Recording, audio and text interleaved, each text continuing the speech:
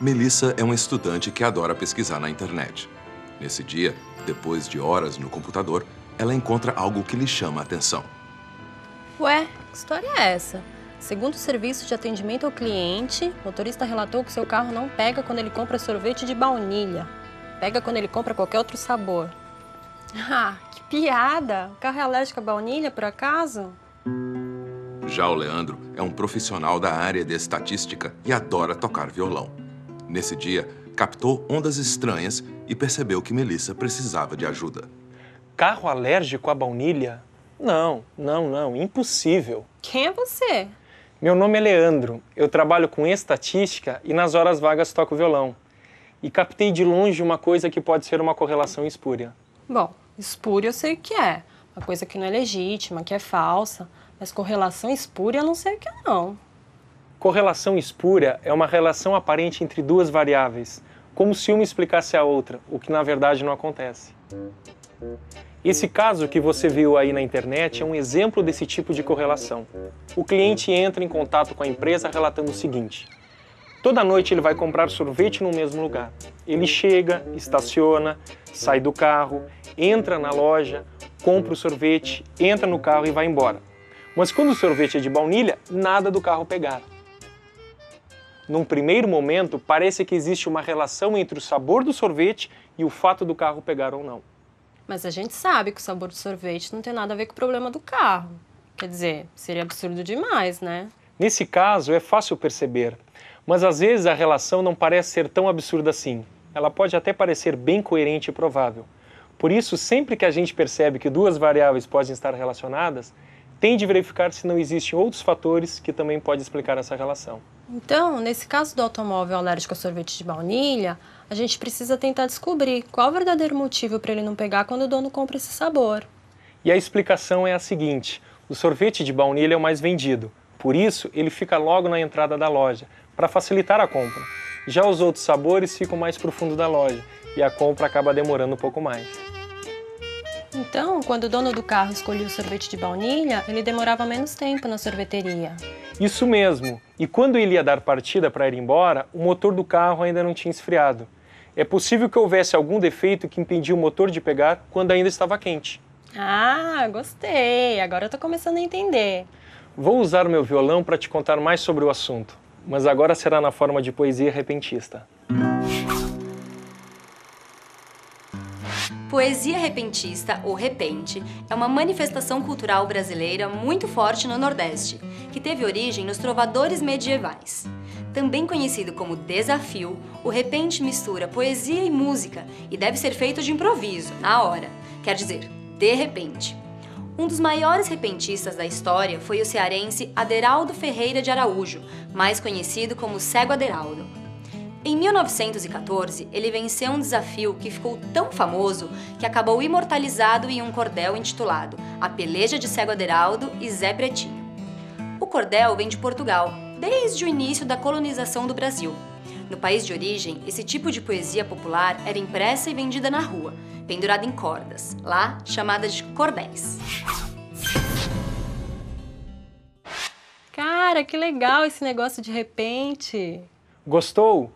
Então vamos fazer o seguinte: eu te desafio para um repente, mas esse vai ser um desafio diferente. Eu canto o repente e você tenta descobrir qual é a correlação espúria que aparece nos versos. Gostei! Pode mandar o primeiro repente. O bebê vem da mulher, ou será que é da cegonha? Diga logo qual o certo e não vá passar vergonha. Nossa, bebês e cegonhas? Vai me dizer que é uma relação entre o número de bebês recém-nascidos e a quantidade de cegonhas. Acertou! Vou te contar uma história. Em uma vila de pescadores na Inglaterra, estudantes de biologia perceberam que um aumento no número de cegonhas que migravam para o local ocorria ao mesmo tempo que um aumento no número de nascimentos de bebês. E alguém concluiu que a chegada das cegonhas tinha influência sobre o número de nascimentos? Parece que essa é mesmo uma correlação espúria. Isso mesmo, e como o caso era muito estranho, os estudantes buscaram uma explicação verificando outras variáveis. Eles observaram que a população da vila estava aumentando, e com isso aumentava o número de casas. e é nos telhados das casas que as cegonhas fazem seus ninhos. Por isso, o número de cegonhas tinha aumentado também. Claro, cidades maiores também nascem mais crianças. Muito bem, então vamos para mais um desafio. Filho dá trabalho à beça, é pressão que sempre aumenta. 2 filhotes a mãe dá conta, mas de 10 ela não aguenta. Deixa eu ver. De repente fala em aumento de pressão, também fala em número de filhos. Será que quanto maior o número de filhos, mais alta a pressão sanguínea de uma mulher? Essa não é das mais absurdas. É como eu falei antes, nem sempre as correlações espúrias são visivelmente absurdas. É por isso que as relações de causa e efeito sugeridas pelas pesquisas precisam ser sempre muito bem analisadas, mesmo quando parecem corretas. Nesse caso, se a gente pensar bem, uma mulher com muitos filhos fica mais nervosa, estressada, e aí pode acabar ficando hipertensa mesmo. Sim, mas talvez existam outras variáveis influindo nessa relação. A gente pode levar em conta, por exemplo, a profissão da mulher, o seu nível econômico, o histórico médico, a idade. A idade, claro! Uma mulher jovem não pode ter muitos filhos. Para ter muitos filhos, ela precisa ter vivido mais. A pressão arterial pode ter a ver com idade, não com o número de filhos. Isso mesmo. Uma mulher de 40 anos tem muito mais probabilidade de ser hipertensa do que uma mulher de 20 anos. Mesmo que a de 20 tenha filhos e a de 40, não. Então a gente tem que ficar bem atento para essas coisas. Leandro, faz mais um desafio, vai. Tá bom, lá vai. 3 bombeiros num incêndio, é só o fogo que morre. 10 bombeiros trabalhando, dar em vítima não pode. Essa tá difícil, hein? Pensa um pouco. Descobri uma relação que não faz muito sentido. Quanto maior o número de bombeiros trabalhando no incêndio, maior o número de vítimas? Então, como é que você explicaria essa?